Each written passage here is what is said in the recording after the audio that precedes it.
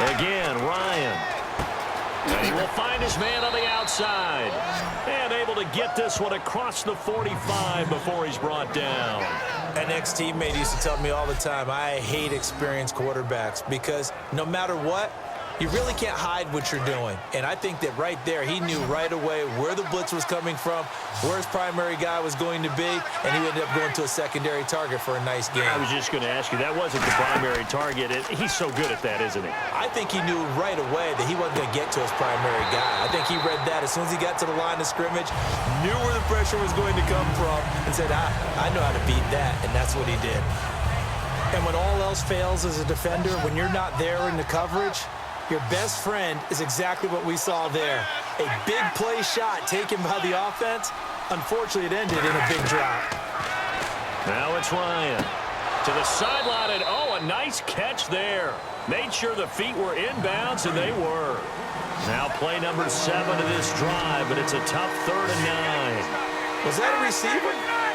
Yeah, actually it was. It was a running back who was a receiver on the play. I think he's been spending time in the receiver drills getting his feet down. Well, those guys out of the backfield, they got to be good, agile with their feet. He showed the agility there with a toe tap. No doubt about it. It's like he'd run to ballet school. Got the toes down and stayed in bounds. And he uncorks a beauty. Best of the day. There, this punt will go out of bounds. I think it'll be inside the 25, and it will. Right at the 24-yard line is where they'll spot it. And here come the Bills. And a tight game after punting last time. See if they can get something going on this drive.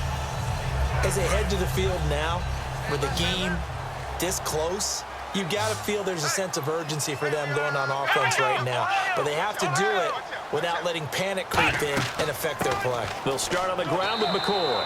And he's able to plow forward up to about the 29, just shy of the 30. Vic Beasley able to make the tackle. The fourth quarter here, they've got the lead. They want to keep it on the ground. That's what they're doing. Smart football. Keep the clock grinding. Keep it going. But you got to figure now, they're going to see more people stacked up at the line of scrimmage as they try and bleed it out. They'll run it with McCoy. 2 yards the gain there, and now they're left with a 3rd and about 4 for a first. Tough day. Tough sledding right there, and it's been that way the entire game. Not a whole lot of room to ramble for him.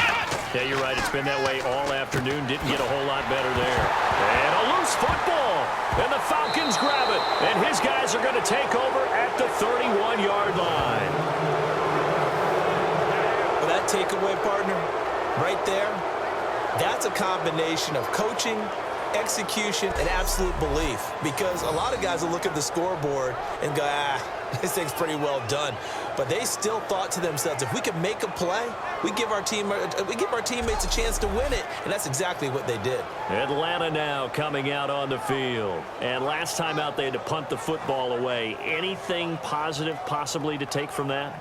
There always is when you're punting the football away. It doesn't sound like it because you're giving it up. But you've avoided a mistake. At least you didn't turn it over, You didn't turn it over, right? You're giving your defense a chance because you're punting the ball away, and they're set to go on the field as opposed to sudden change after a turnover, and wow, now we got to go out there and stop people. So, yeah, there's always something positive to be gained from it. So much of this game is about leverage. We always talk about low man wins in the trenches. Well, it's like that at just about every position. And sometimes, if you lose that leverage and you're losing the battle, just jump up at the line of scrimmage and try and bat the ball away. And that's exactly what happened there. 2nd and 10. It's Ryan again. Wide open receiver complete. And down inside the 15, shy of the 10. So on that play, defense was in the zone. They ran a crossing route offensively, but the defense there, you got to be good with communication, don't you? You certainly do, and it's not something that is really evident when you watch it on the screen. But everyone's talking, communicating, pointing, and it keeps you from chasing receivers because you have a specific zone you have to cover. When a receiver's in your zone and he crosses to another one, you got to let your guy know. They got a completion there, but I like the discipline they showed to stay in their proper areas and then make the tackle. They go play action here on 1st down. He's going to get this one out to his fullback. Give him 2 yards on that play, and it's a 2nd down. Time starting to run out here in the 4th. This defense just trying to keep the offense off the board and preserve this potential victory. On second down, Freeman. And running room hard to come by here. He gets it down to the 8. Call it a gain of a couple, and that's going to leave him with a third and about 5. Sometimes play calls boil down to philosophy. You know you're facing one of the top 10 units against the run in the NFL. So do you decide to keep smashing against them, or do you decide to throw the ball here? Here's Ryan to throw. That's caught at the 3. And he'll be brought down here at the 3-yard line.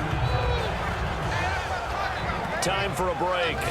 We'll come back for the electrifying conclusion after this.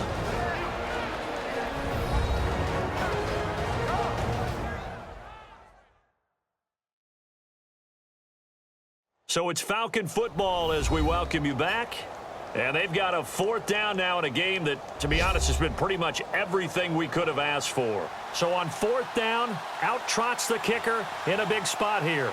This a chip shot, a 20-yarder. And Bullock will put this one through. And we are all tied here in the final stages. So now then, it's a big kick there to get this game back to even. Now the worry is, did you leave too much time on the clock? Because another field goal could still do you in. Brandon, we're going to see right here. I would expect that after the kickoff, this offense is going to come out throwing. So those first few plays are going to be the key. And they will not get a chance to return this one as it's through the end zone for a touchback. And the Bills offense comes out ready to take over. And last time they coughed it up, led to a field goal. They're fortunate that it only led to a field goal, but still, they're not happy about it. Could you sense the relief, though, when they only gave up the field goal? And they were able to trot back out on the field and start this drive with a little more pep in their step because they didn't cost their team a touchdown. But they know they've got to do it a lot better than they did on the last possession. The coach will just be relieved, though, if they recoup with a score here, right? I think the coach will be ecstatic to see them pick themselves back up and now take it downfield and punch in the end zone without turning it over. Taylor to throw. And that's caught left side. It's Woods. That throw good for 4. It's second down. So they complete the pass, and now they face a second down. They're going to hurry back to the line now. When you see zone defense and you know you've got a drag route on as your primary call, you've got to be really careful as a passer about how far you let your guy go because he might wander into some tough coverage. Give him 12 yards on that one. It earns him a fresh set of downs. Now it's Taylor. And his throw is incomplete. He was trying to get it to LaShawn McCoy. That'll bring up second down.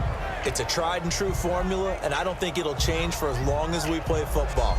If someone's trying to throw the ball and you can put pressure on them and make it tough, that's only going to help your defense. Yeah, he's since being hurried. He got rid of it before taking the hit, but incomplete.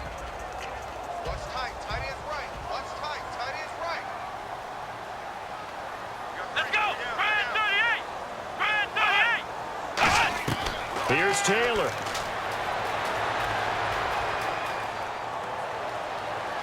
And oh, look at that, a diving catch. Now whistles come in. We're going to get a timeout here by the offense. It's just their first. They've got 2 more to use here in the final stages.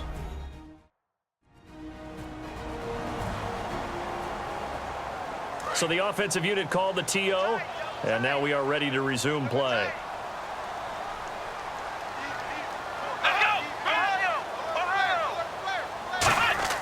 Now a first down carry here for McCoy. And for one of the few times here today, this run's not going to go anywhere. Grady Jarrett with the tackle.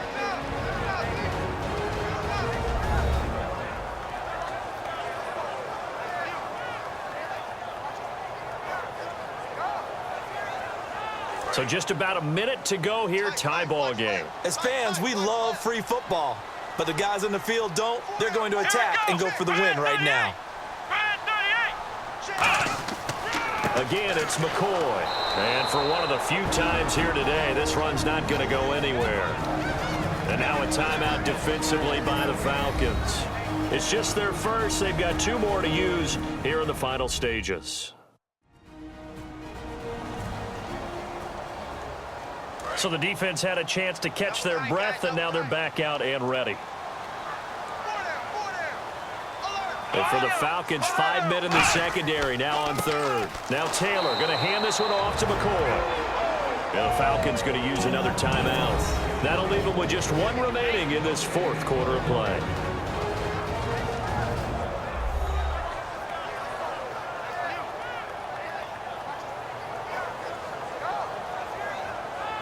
And now following that timeout, the defense back out onto the field.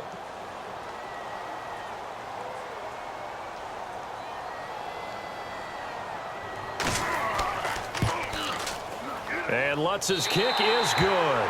And the sideline celebrates as they have taken the lead in the final minute.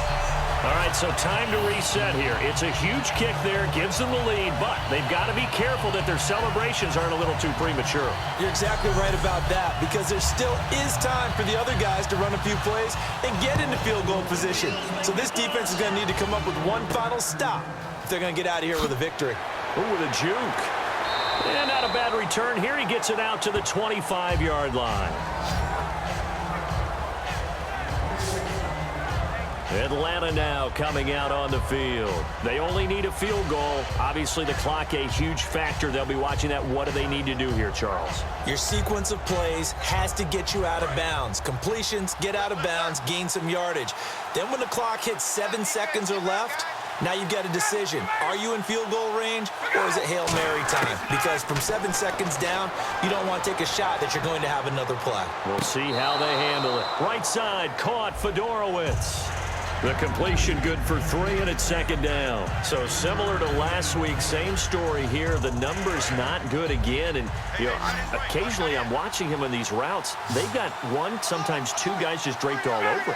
I think they've got to figure out a way to get him a little bit of distance. You know, get him some space. Because as a space player, he's as agile as your normal slot back or your running back. Just get him out there. Give him a chance to run some one-on-one routes. He's really just a wide receiver playing tight end. Give him that opportunity. He hasn't been able to get that done in the last 2 weeks, though. And that's going to be incomplete. 12 seconds left. He was looking for Mohamed Sanu there.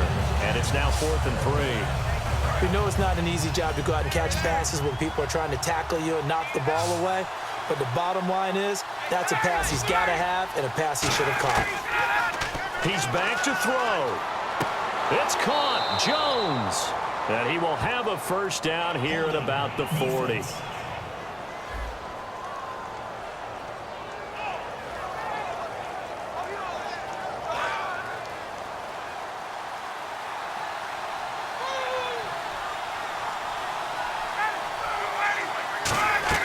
They'll look to throw. Now a desperation throw deep downfield. And this will be incomplete. 1 second left to go. One thing I know from experience is that when the deep ball is thrown and you're the defender, you've got to fight that little bit of panic that emerges. You've got to play the ball really well. It's a 50-50 jump ball play. And guess what? They took a shot. How are you going to win it? And in this case, they managed to get it done. So the incomplete pass brings up second down.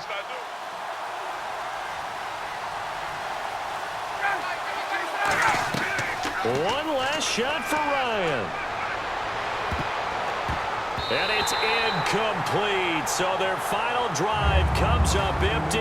And with that, the ball game is over. Well, going into the final play of this game, they knew that they needed some type of a miracle there at the very end, but they couldn't get it done. However, we were treated to really a spectacular affair. Even though they didn't finish it off, you're exactly right. They took us down to the last play. We're still, you're wondering, could it happen? Possibly, even though we both knew it was a long shot. So for the Bills, their hopes of a 500 season stay alive as they move to 7-8 now on the year. And they'll get to stay home again next week as the San Diego Chargers come to town. Meanwhile, for the Falcons, their playoff hopes take a big hit as they fall to 8-7. And they'll be on the road next week for a matchup with the Carolina Panthers. So that's a wrap. For Charles Davis, I'm Brandon Gaudin. And this has been a presentation of the NFL on EA Sports. For more, check us out at easports.com. The Bills are victorious as we say so long from Buffalo.